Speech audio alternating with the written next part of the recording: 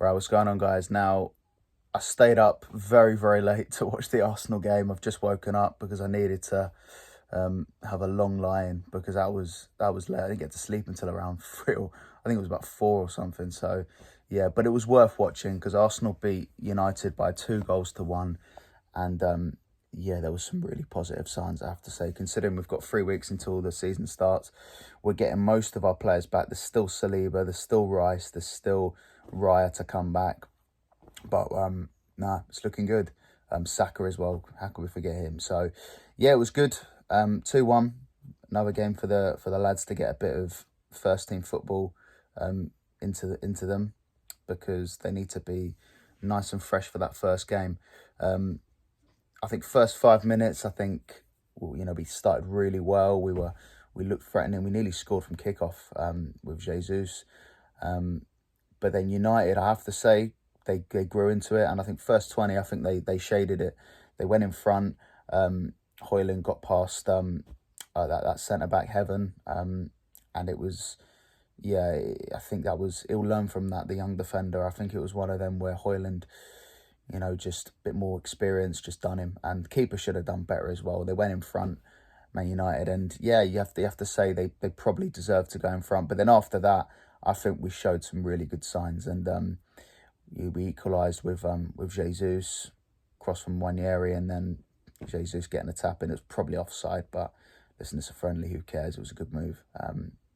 And eventually, in the second half, as the game went on, Martinelli came on and got the winning goal, 2-1. And then there was a stupid penalty shootout which we lost. Little bit of a concern, but I don't think the players looked that bothered. Well, I hope that's the case, but regardless, the players got 90 minutes into them, and it was all positive overall. United got 2 players injured, Højlund and Yoro, and we don't know the extent of those, but if they're both injured, that's a big blow for Man United. But with regards to us, there was some good performances, I have to say.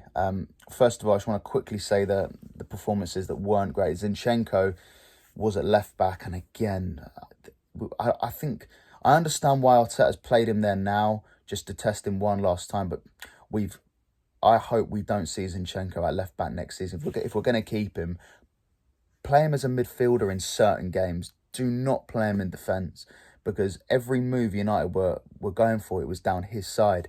They weren't going for Ben White's side. It was all down the left side. And when Kivior came on again, they were targeting his side.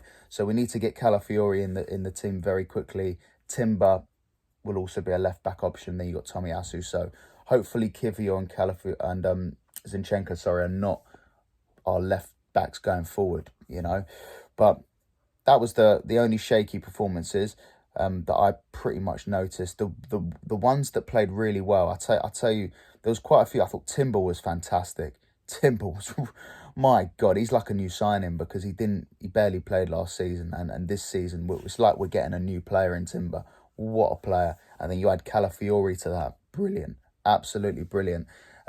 Nwaneri, again, 17 years of age, and he is just absolute.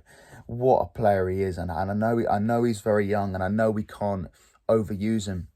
I don't think we overuse him anyway, but what a player. This guy has got a huge future. I think of all of our young players who've come from the youth team in the last couple of years, this is the guy that's going to probably be playing a little bit of football in the next coming years, maybe even next season.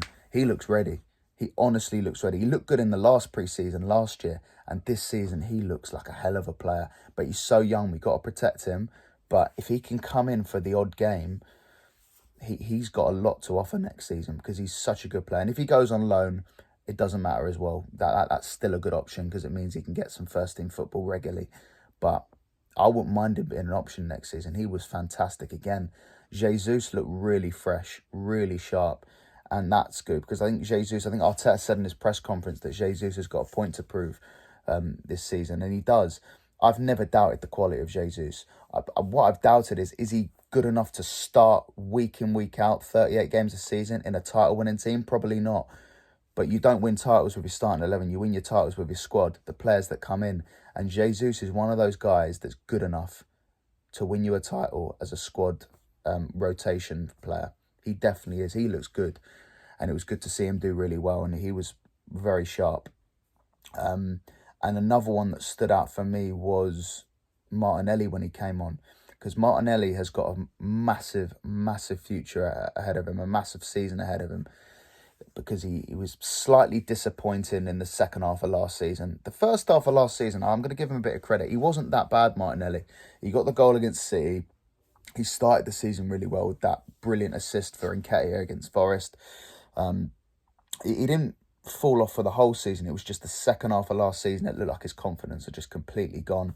But he's got a massive season, because if he doesn't deliver this season, then the questions are really going to be asked. But I'm still behind him, because he did well the season before. He done well the season before that.